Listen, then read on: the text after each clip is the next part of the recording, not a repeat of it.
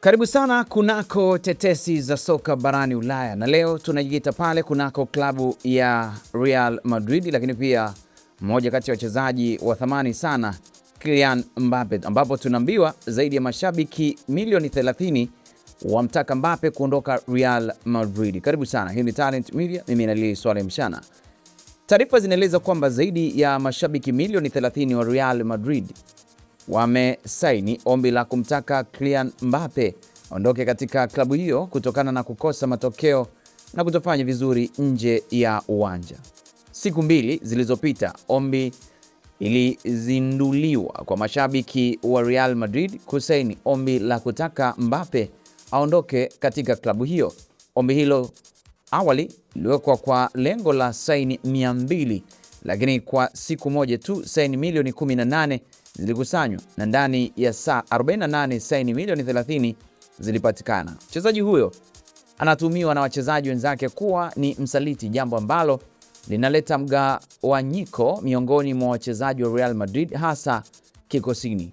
Mbappe ambaye alijiunga na klabu hiyo ya Uhispania Juni mwaka 2024 akitokea Paris Saint-Germain, alitia saini mkataba utakomweka hadi mwaka 2029.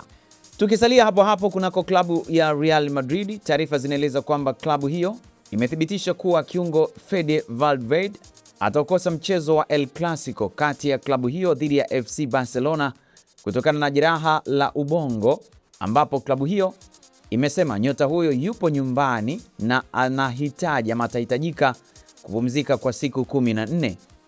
Ripoti mbalimbali zimeeleza kuwa nyota huyo raia wa Uruguay alipata jeraha hilo baada ya kupigwa ngumi na mchezaji mwenzake wa klabu hiyo Aurelien wakati wa mazoezi ya klabu hiyo siku ya jana Mei 7.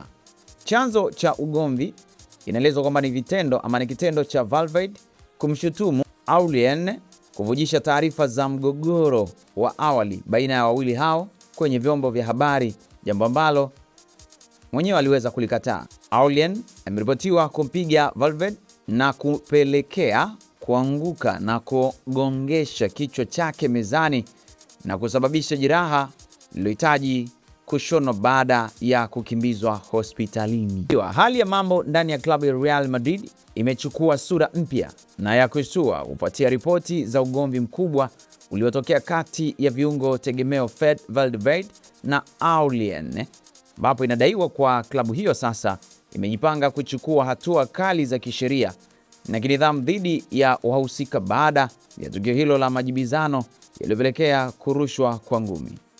Rais wa klabu hiyo Florentino Perez ameripotiwa kuingilia kati suala hilo, tena nikiwa ni binafsi, ili kuhakikisha nidhamu inarejea kikosini na suluhu ya kudumu inapatikana haraka iwezekanavyo.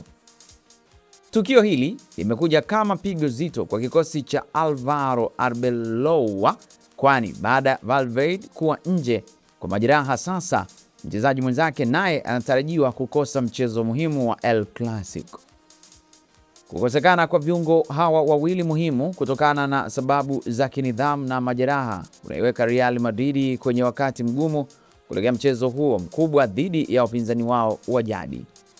Mashabiki na wadau wa soka ulimwenguni kote sasa wanashauri ama wanasubiri kuona tamko rasmi la klabu na hatua ambazo Perez atazichukua kurejesha utulivu ndani ya Santiago Bernabeu.